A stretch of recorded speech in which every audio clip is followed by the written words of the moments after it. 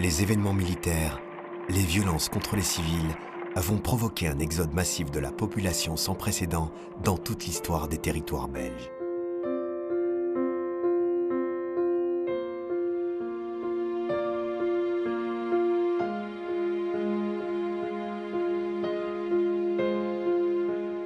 Un Belge sur 5, tous âges confondus, soit près d'1 500 000 personnes, vont fuir le pays dans un chaos indescriptible. Errant sur les routes, sans véritable destination, sinon s'éloigner de la guerre.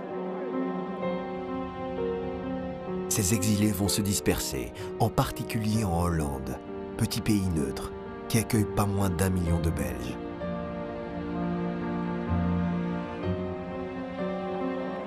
En France, 250 000.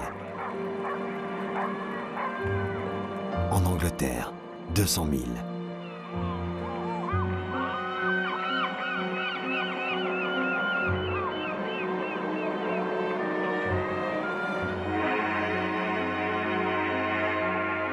À l'étranger, en dépit du poids qu'ils représentent, les Belges vont former des communautés nationales, mais aussi s'impliquer directement dans le tissu socio-économique local et participer à l'effort de guerre, en particulier dans l'industrie alliée qui a besoin de bras.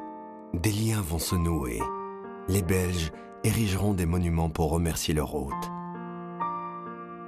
Des traces mémorielles évoqueront leur présence bien après le conflit, comme le boulevard des Belges à Rouen. Et ces réfugiés belges seront des sources d'inspiration. Le personnage d'Hercule Poirot, créé par Agatha Christie, est l'un d'entre eux.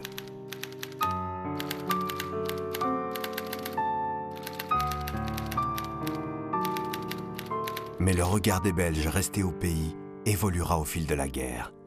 Ils ne verront progressivement plus leurs compatriotes exilés comme des victimes, mais comme des planqués, échappant aux rigueurs de l'occupation allemande.